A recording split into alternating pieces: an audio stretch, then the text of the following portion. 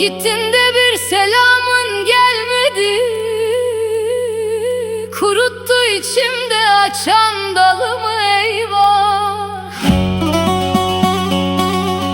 Yüreğim yanar da içimin dumanı tütmez. Bu nasıl bir derttir kimse bilmez. Oy dünya, yalan dünya, muradımı gözümde koyan dünya.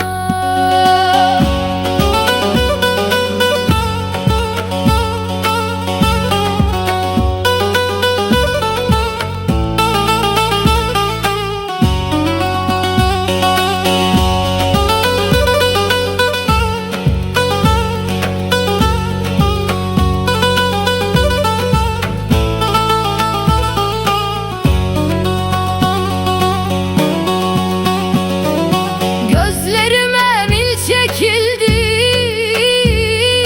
sen gidince, gündüzüm geceye döndü hepten.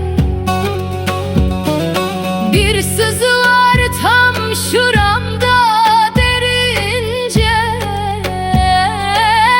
söküp atasım gelir seni bu kalpten. Yandım ey ey, kül oldum bittim, bir vefasızın ardında tükendim gittim. Adını taşlara dağlara yazdım, kendime sineden bir mezar kazdım.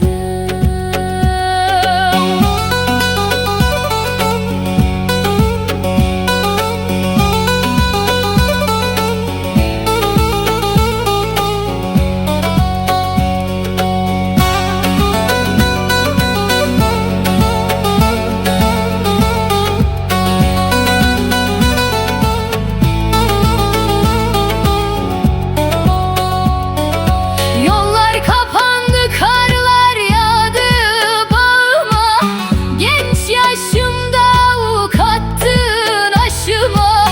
Gittin o günden beri, sor bana neler geldi bu dertli başıma. Yandım ey ey, kül oldum bittim, bir vefasızın ardında tükendim gittim. Adını taşlara dağlara yazdım, kendime sineden bir mezar kazdım. Anam ağlar, bacım ağlar halime, senin aşkın kelepçe oldu dilime. Gittin ya, canımdan can gitti, bu kara sevdalın burası.